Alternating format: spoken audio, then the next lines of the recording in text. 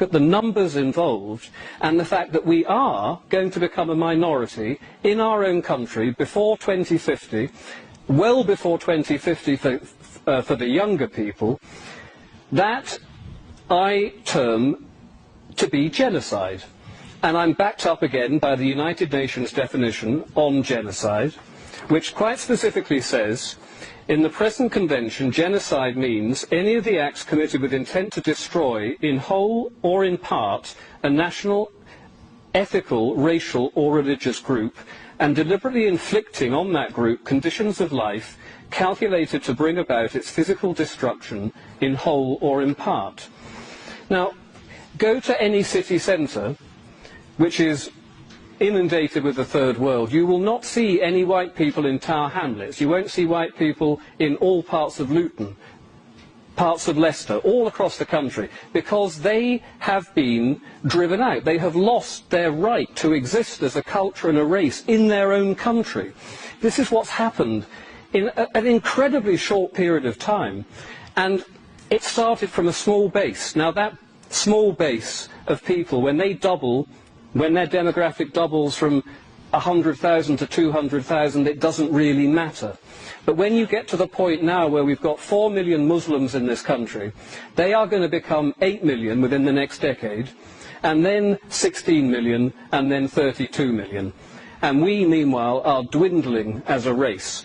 Our government is against us, our media is against us, we are losing a racial war, we are losing a cultural war, and we've lost, essentially, today, because we're standing up now trying to do something about it, but we are not helped by our own people who are running our government and running our country and running our education and running our media and running our councils. They are intent on seeing us reduced to a small, servile race of people. Why they want to do this, I simply don't know. Some of them are evil, some of them are naive and stupid and don't understand, but combined with the evil and with the naivety, we are in serious, serious trouble, and our children and our grandchildren are going to be utterly confused by how did you allow this to happen, and what sort of people were you to sit back and allow this to happen under your noses? Because you were frightened of being called a racist? Really? One word has made you sit back and do nothing while your country was ripped from underneath your feet? You have got to be joking. But we're not joking.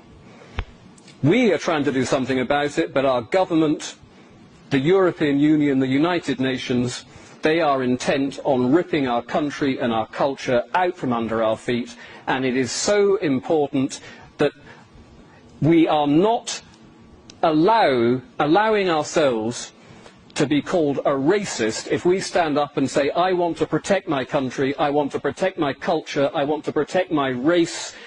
You are the racist, because what you are doing is probably the most evil act of criminal racism carried out in the history of mankind. You have deliberately reduced an indigenous people to servitude. They are the racists. The left liberals are the racists. We are decent, proud patriots, and we should be very proud of ourselves, and we've got to keep fighting this until we win. Thank you very much.